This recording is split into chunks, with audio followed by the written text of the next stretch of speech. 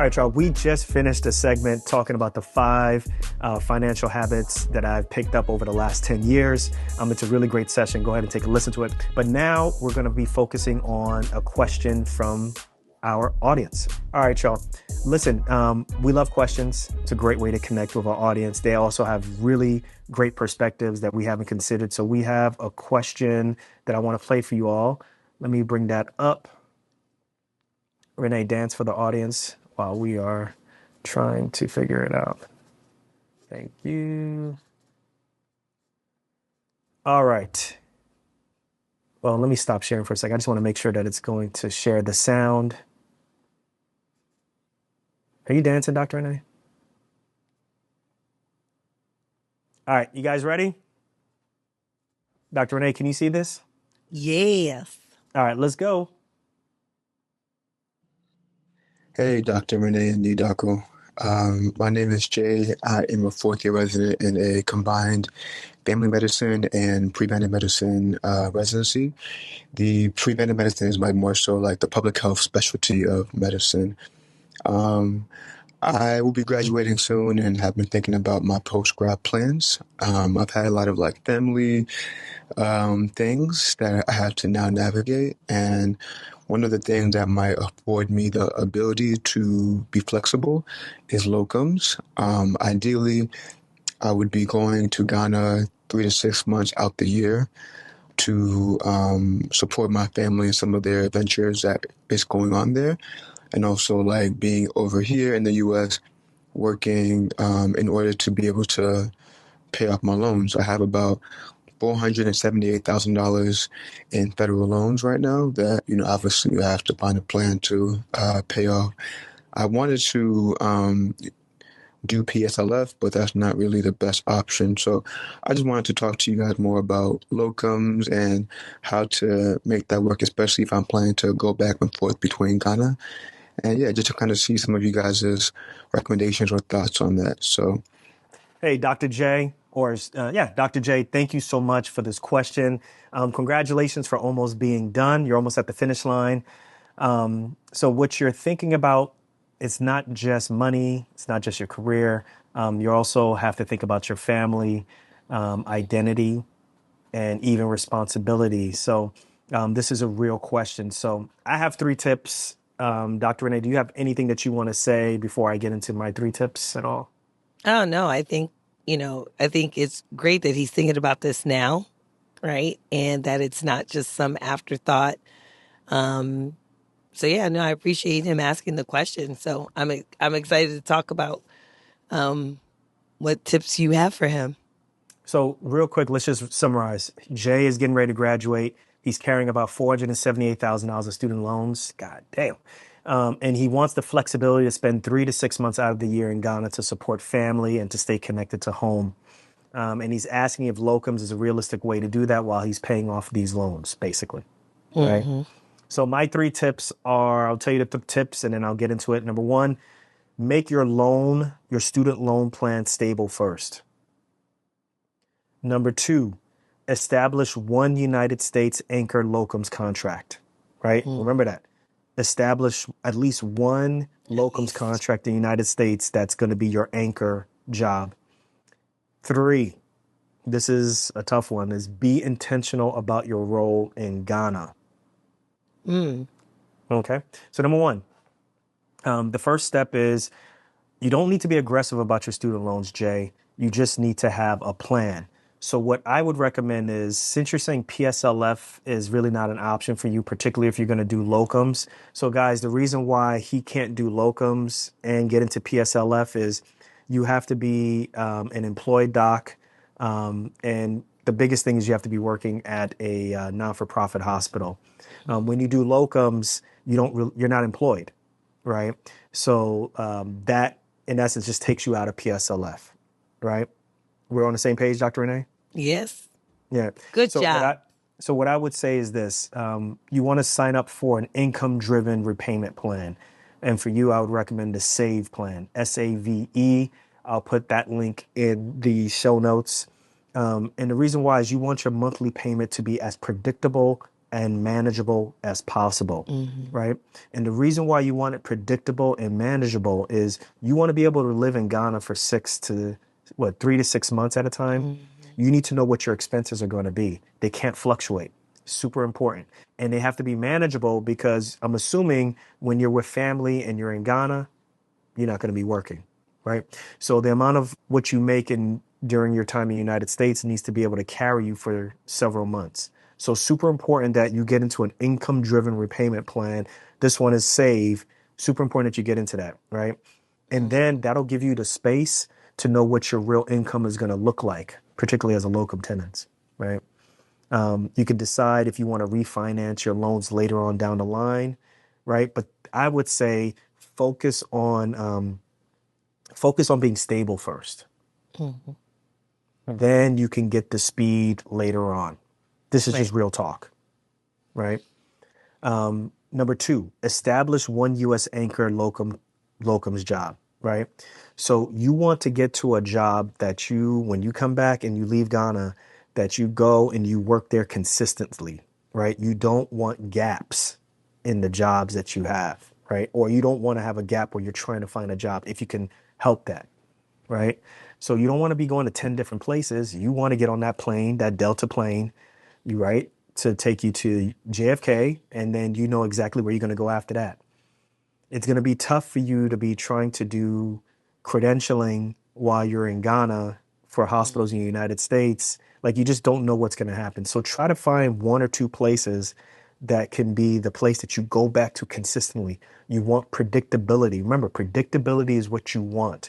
Remember, you're going to be in Ghana for 3 to 6 months. You don't know what's going to happen. You need stability and predictability, right? So you work a bunch of blocks or shifts in the United States, and then you're going back. It's just a 10-hour flight, right? Come in, slide back out. No scrambling. There's no searching. I think what I'm basically saying is you want to find one or two jobs that'll give you a rhythm, right? That'll give you the rhythm of coming back and forth and make this sustainable too, right? Yeah. Anything you want to say about that, Dr. Renee? No, I'll let you finish. Go ahead. She's like, I'm gonna let you finish. All right, Kanye. So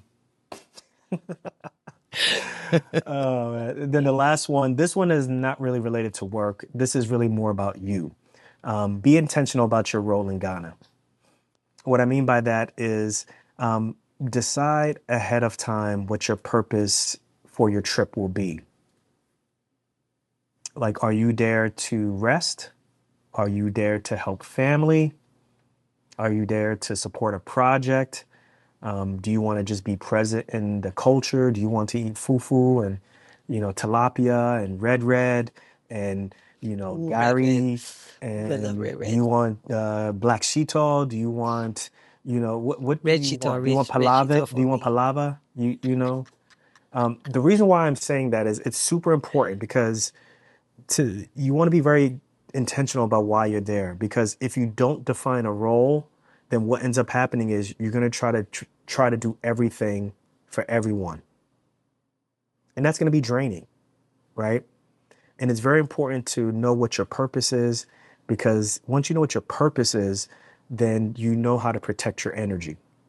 So that's why I think that third one has really not much to do with your job, but more about what your boundaries are going to be, and to make sure that you can't do everything. Because sometimes some people will look at you like you can do everything, but you can't. Those are my three tips. So one was what? One was make a stable loan plan. Mm-hmm. And two was make sure you have one job that is very consistent and that you're going to go to consistently. And then three was just be intentional about your role in Ghana. Okay. So I think all those tips are valid for sure. Definitely the loans. That's a no-brainer, right? I know you're in your fourth year and you're getting ready to graduate. I would say the one thing that I would add is figure out what your timing is to go, right? What's the timing? Because you have so much in loans, you have so many things that you want to do. What exactly is the time frame for you to establish all of this and then go to Ghana back and forth? Is that a year? Is that 2 years? Is that 5 years? What does that look like? Because, what you don't want is you graduate, you get your first, your first locums position, and then boom, 3 months later, you're out. You come back and things are not stable. You haven't really established yourself at this particular facility. Or you don't, you haven't figured out, how to handle your finances. So I would say, figure out what the time frame is going to look like, because you're going to need to give yourself some time. I'd say at least between 9 months to a year, so that you can establish, what this would look like for you. I don't know what your family situation is, so I don't know if you have that much time to be able to do that. But if you do, I'd say give yourself at least a year to be able to save up as well. If you are going to Ghana, I do think why are you there is going to be really important. Remember, you're going back to Ghana as a doctor. So you know what that means. What is a good word? Okay. So you need to know, if you're going to be going there, exactly what your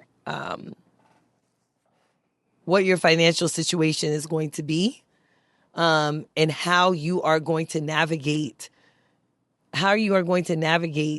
letting people know that your financial situation isn't their financial situation. You're really going to have to navigate that coming back as a U.S. trained doctor. So I will end that point there. But I think that that's going to be really, really, really important for you. Yeah. So Jay, thank you for writing in. I do think your plan is doable. I think that, you're on the right path. You're on the right path. I think that's bold of you to be thinking about going back home, reconnecting with family, doing the things that you need to take care of, as well as foregoing PSLF. Because I'll be honest with you, PSLF is very attractive, right? But it's not for everybody. It wasn't for us, or actually really wasn't available for us at the time. But I definitely think locums can bridge that gap between financial responsibility and like a cultural connection, right? That's what I'm getting from you. So I would just say, look, stabilize your loans first. Create one anchor gig here in the United States, and be intentional about your time there. You got this. So, Good so luck. listen, guys. Keep us posted. Yeah, I would say to everyone, listen, if you're out there and you got a question like Jay, something like wrestling with, or something that you're wrestling with, just, let's say you're trying to figure it out in real time, hit us up, hit us up in the show notes, drop us a voice message. We listen to that. We will answer it. If you don't want us to answer it on the show, you can even tell us and we won't answer it on the show. But don't overthink it. Don't try to be polished. Just talk to us. We're here. And your questions are what make our community real. Right. I'll leave it at that. So look, I think we'll end the show on that accord, Dr. Renee. Anything you want to say to finish it off, or are we done? Nah, I'm done antagonizing you for the day. It's all good, guys. Pray for us. Guys, we're going to catch you guys on the next episode of Docs Outside the Box, y'all. Peace.